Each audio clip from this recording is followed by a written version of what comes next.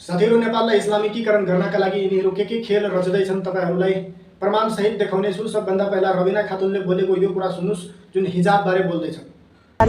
एउटै क्लास, एउटै शिक्षा, एउटै टिचर, एउटै क्लासरुम, फेरि किन यो भिन्न भिन्न भेषभेद उनीहरूले धरेर जान्छ? हिजाबदेखि के आपत्ति? यो सल हो नि त।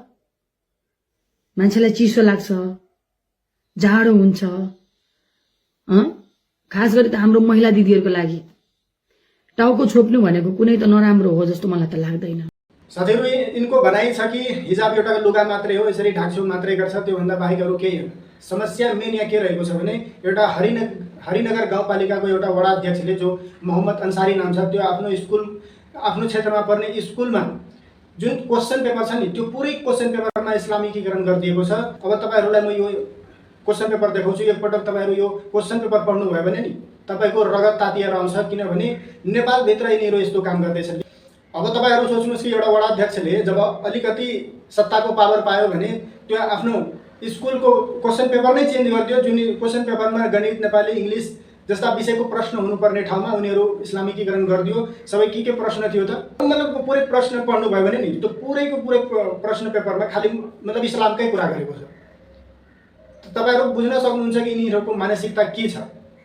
जब वडा अध्यक्ष भएर जब यत्रो ठुलो काम यिनीहरू गर्न सक्छ आफ्नो लागि, तपाईँहरू सोच्नुहोस् कि यदि यिनीहरूलाई प्रधानमन्त्री बनाइदियो भने देशको के हाल हुन्छ। जस्तै अहिले यिनीहरू भन्दैछन् कि एउटा हिजाब भनेको एउटा लुगा मात्रै हो, लगाएर जाँदा के हुन्छ, कुनै पनि समस्या यसमा छैन, कुनै पनि हल्लागुल्ला मचाउनु आवश्यकै छैन।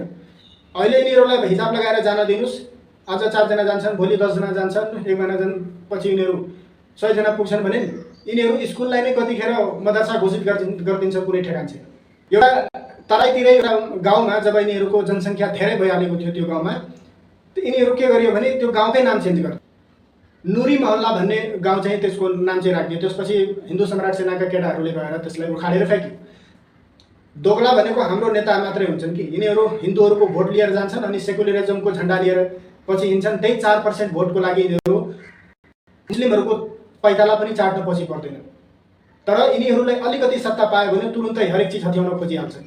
मेन समस्या भनेको त्यो। जहाँसम्म यिनीहरू हिजाबको कुरा गर्दैछन् नि, हिजाब भनेको अरब कन्ट्रीबाट आएको हो। अरब कन्ट्री एउटा रेगिस्तान कन्ट्री थियो, बालुवा भएको ठाउँ थियो। त्यहाँ हावा चल्दाखेरि आँखा कानमा बालुवा नछिरोस् भनेर पुरै शरीरै ढाकेर यिनीहरू लुगा लाउने गर्थ्यो। तर यो चिजलाई पनि यिनीहरूले इस्लामबाट जोडेर पुरै दुनियाँमा फैलाइदियो। नेपालमा अब तपाईँहरू हेर्नुहोस् कि यो हिजाबको के काम छ? कुनै काम छ?